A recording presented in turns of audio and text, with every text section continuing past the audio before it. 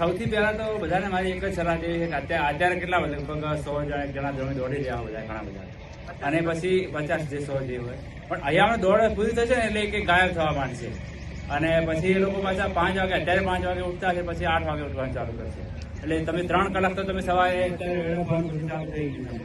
એટલે મારી પહેલી સલાહ એ છે કે તમે જયારે દોડ પાસ કરો ત્યારે તમારો ઉઠવાનો ટાઈમિંગ એ જ રહેવો જોઈએ.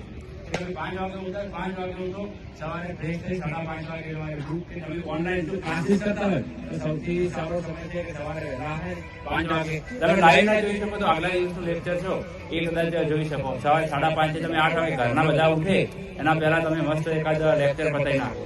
એના પછી તમે સવારે નાહી ધોઈને 9 વાગે ફરીથી ચાલુ કરી દો તો એ બેસ્ટ રહેશે.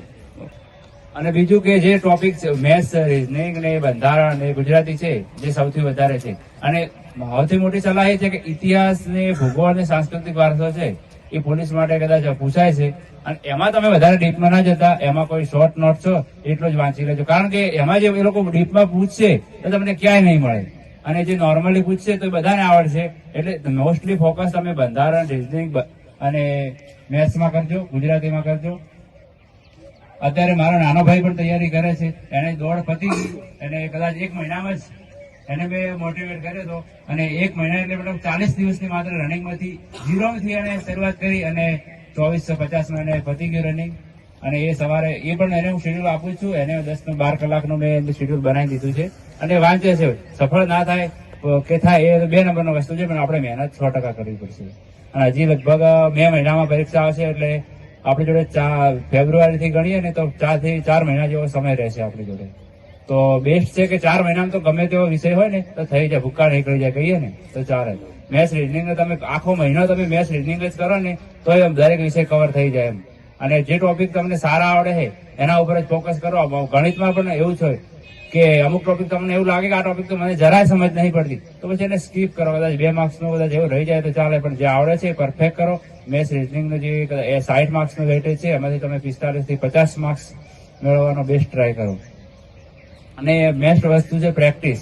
સૌથી વધારે તમે વિડીયો બકુલ પટેલના સારા, ગમે તેટલા સારા શીખવનારના વિડીયો જોઈ લેશો, પણ તમે પ્રેક્ટિસ નહીં કરો તો કઈ. અહીંયા રનિંગ ગ્રાઉન્ડમાં આપણે આવીએ છીએ, તમે પહેલા 5 દિવસ દોડો છો, 5 કિલોમીટર દોડી લો છો, નહીં દોડતા. આપણે બધા જે સારું દોડે છે, જે 20માં પૂરું કરે છે કે 17માં કરે છે કે 21-22માં, એ લોકો છે 2 વર્ષથી કે 5 વર્ષથી દોડી રહ્યા ત્યારે થાય. અને તમે મેથ્સ રીઝનિંગ તમે શીખવા જાઓ ને તમે એમ કોઈ મહિનામાં શીખી લો, એ નહીં થાય. એટલે તમારે પ્રેક્ટિસ મેઇન વસ્તુ છે. કોઈ પણ વિડીયો જુઓ, પછી સારી બુક વસાવો પ્રેક્ટિસ માટે. યુઆઈની ગણિત છે કે વર્ડિંગ બોક્સની છે, રીઝનિંગ ડી લાવો અને પ્રેક્ટિસ કરો. દરેક ચેપ્ટર વિડીયો જુઓ, એના પછી પ્રેક્ટિસ કરો. પછી પેપર સોલ્યુશન છે, પછી પેપર સોલ્યુશનમાં કેવા પ્રશ્નો પૂછાય છે એ તો લગભગ બુકમાં હોય જ છે, પણ ફરીથી તૈયારી પતી જાય એટલે થોડા ટાઈમ પછી અઠવાડિયા એકવાર પ્રેક્ટિસ કરી લેવાની ફરીથી, એટલે બહુ સારું રહેશે. બીજું તો શું કહું, આપણે બેસ્ટ ઓફ લક કહું છું બધાને. અને રનિંગ ગ્રાઉન્ડમાંથી આપણો લગભગ દરેક ભરતીમાં 1-2 વિદ્યાર્થી પાછા આપણે આ વખતે અપેક્ષા રાખીએ. જગ્યાઓ બહુ સારી છે, 12,000+ જગ્યાઓ છે, અને સારા હોશિયાર છોકરાઓ છે, અને મેથ્સ રીઝનિંગ બધું સારું આવડે, બધા પાસ થઈ નોકરી લાગી ગયા છે, બધા સીસી તૈયારી કરી રહ્યા છે. તો પોલીસ વાળા માટે આ બેસ્ટ તક છે. અત્યાર સુધીની સૌથી સારી તક કહીએ ને તો 2017માં જે 17,000-19,000ની જગ્યાઓની ભરતી આવી હતી એના પછીની સૌથી સારી તક આ છે. તમે આ તક ચૂકશો તો બીજી વાર તમને તક નહીં મળે પાછી. દાખલા કે આપણે સચિનનું ઉદાહરણ લઈએ, સચિન કદાચ થોડા માટે રહી ગયો, હવે આ વખતે દોડમાં હાઈટમાં ફેલ થઈ ગયો. કદાચ સચિને એ વખતે વધારે કદાચ મહેનત કરી લીધી હોત તો એ પોલીસમાં લાગી ગયો હોત, અને કદાચ એ તકનો લાભ લઈ શક્યો જે એને મળી હતી. હવે આ કદાચ આ વખતે પાસ થઈ જશે, હાઈકોર્ટમાં ગયા છે, જે મેટર હોય, પણ આપણે તક મળી છે. તમે રનિંગ પાસ કરી લો છો તો પછી તમે 4 મહિના બધું મૂકીને તૈયારી કરી લો. આ મતલબ હું એવું નહીં કહેતો કે સાવ બધું મૂકી, મોજ શોખ બધું મૂકી દો, પણ વગર જ્યાં જરૂર નથી ત્યાં જવાનો.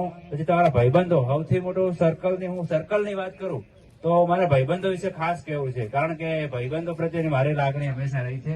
અને અમારું એ જે ગ્રુપ હતું કે હું, અજય છે, સાગર છે, સંજય છે, વિષ્ણુ છે, અમારા ગ્રુપમાં જ અમે ભેગે તૈયારી કરતા, એકબીજાને મતલબ ચર્ચાઓ કરતા, અને અત્યારે ઘણા બધા લાગી ગયા છે, અને જે છે એ તૈયારી કરે છે, એ બાકી છે. તમને સલાહ છે કે સારા ભાઈબંધો વ્યવસ્થિત તમે સર્કલો જો એ ટાઈપના બનાવશો કે જે તમારા કરતા ઓછી તૈયારી કરે તો તમને બહારની દુનિયા કે પરીક્ષા વિશે નોલેજ નહીં મળે.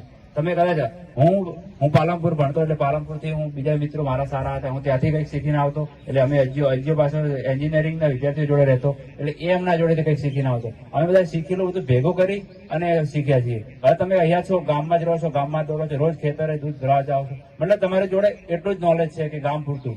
તો એક સલાહ છે કે તમે સાવ ગામ પૂરતી સલાહ ના રાખો, તમે થોડુંક બહારના વાતાવરણમાં જાઓ. હું તો કહું સફળતા માટે ઘર છોડવું એ સૌથી મોટી ચાન્સ છે. એક વાત કરું કે અમારા ભેગા ચૌધરી અમે 90 છોકરાઓ લાગ્યા હતા, 33 ચૌધરી હતા. કેટલા? 33. બધાને મારા પર્સનલી ઓળખાણ છે, હું એમને વાત કરું છું. એમાંથી 33 માંથી 27-28 જણા એવું કીધું કે અમે બહાર તૈયારી કરતા હતા. બહાર એટલે ગાંધીનગર, કોઈ પાટણ કરતા હતા, કોઈ પાલનપુર કરતા હતા, મોસ્ટ ઓફલી વાવ થરાદ બાજુના. અને પાસ થવાનું સૌથી મોટું કારણ હોય તો એ લોકો ઘરે રહેતા જ નથી તૈયારી માટે. પોતાનો 1 વર્ષ 2 વર્ષ કે જ્યાં નોકરી લાગે ત્યાં સુધી બહાર રહે છે. આપણે શું કરીએ છીએ કે ગામમાં જ રહેવું છે, કોઈને ઘર મૂકવું નથી, ભાઈબંધો મૂકવા નથી, પરિવાર મૂકવું નથી. હું પોતે નોકરી લાગ્યા પછી તો ઘર મૂકવાનું જ છે, તો શા માટે 12 મહિના પહેલા ના મૂકી દઈએ? હું પોતે કદાચ અમે ભણવામાં હોશિયાર હતા, તમે એવું કે સોનજીભાઈ આજે હોશિયાર હતા એટલે લાગી ગયા, અમે વહેલા લાગી ગયા. પણ તમે મહેનત કરશો તો 100% લાગશો. તમે પણ થોડીક મહેનત વધારે કરો અને ઘરની બહાર નીકળવાનો બેસ્ટ ટ્રાય કરો. હું તો કહું છું આપણા બધાની પરિસ્થિતિ મોસ્ટલી એવી નબળી તો કોઈ નહીં હોય કે જે આર્થિક રીતે કદાચ ના પાલવે, એવું તો ઘરના 10 આપેતા જ હોય છે સપોર્ટ. તો ઘરની બહાર નીકળો, એક જ હું તો સફળતાનો મંત્ર માનું છું કે ઘરની બહાર નીકળો, બીજા વાતાવરણ, એક નવી દુનિયામાં જાઓ અને એ દુનિયા તમને 100% સફળતા માટે તમને મોટિવેટ કરશે. અને ગામમાં આ વખતે એવા સારા એવા છોકરાઓ 5-10 છોકરાઓ લાગી જાય તો અમને બહુ ગર્વ થશે કર્મચારી તરીકે. રસિકજી સાહેબને પણ એક કહેવાય ને કે ગુરુ દક્ષિણા રૂપે તમે વધારે 5-10 નોકરી એક જ ભરતીમાં આપો તો બધાને ગર્વ થશે. અને અમારી તો લાગણી બહુ હોય છે, ક્યારેક હું ગ્રુપમાં કહી દેતો હોઉં છું, કઈ વસ્તુ કોઈ પર્સનલી કોઈ ખોટું લગાડવું નહીં. અને મારી લાગણી છે કે તમે મહેનત કરો, પાસ થાવ, એના માટે જ હું કહેતો હોઉં છું. એટલે એના માટે ક્યારેક કોઈ પર્સનલી નહીં લેવાનું, ગ્રુપ વતી જ હોય છે. Thank you. તમારી સફળતા એ જ અમારી ગુરુ દક્ષિણા. અને જે સંજીભાઈ તમારા માટે આટલો સમય કાઢી અને તમને સારું માર્ગદર્શન આપ્યું અને ઉતારજો. કહેવાનો અર્થ એમનો જે શરૂમાં હતો કે અહીંયા મેદાનમાં તમે જો ઘરથી 4 વાગે દોડવા માટે ઉઠો છો ને, આ જ્યાં સુધી સફળતા તમારા હાથમાં ના આવે ત્યાં સુધી પુસ્તક માટે પણ 5 વાગે 4 વાગે ઉઠજો અને એમાં લાગી જજો. જેટલું તમે એને આપશો એટલું તમને રિટર્ન વધારે આપશે. પુસ્તકને જેટલો સમય આપશો એટલું જ તમને વધારે રિટર્ન આપશે અને વધારે માર્ક તમારા મેરિટમાં હશે. એટલે બહુ સારું તમે દોડ્યા છો, બધા પાસ જ છો. 100% રિઝલ્ટ આપના મેદાનનું આવે એવી શુભકામનાઓ. અને આપ જે બી કર્મચારીઓ પણ અહીંયા આજે ટેસ્ટ હતો તો જોડાણા, એમનો પણ ખૂબ ખૂબ આભાર. હવે જે છે પ્રોત્સાહિત કરવા દર રવિવારે આપણે ટેસ્ટ હોય તે આપતા રહેશો અને સ્ટુડન્ટ તમે પણ તમારું બેસ્ટ આપતા રહેશો. Best of luck. જય હિન્દ, જય ભારત.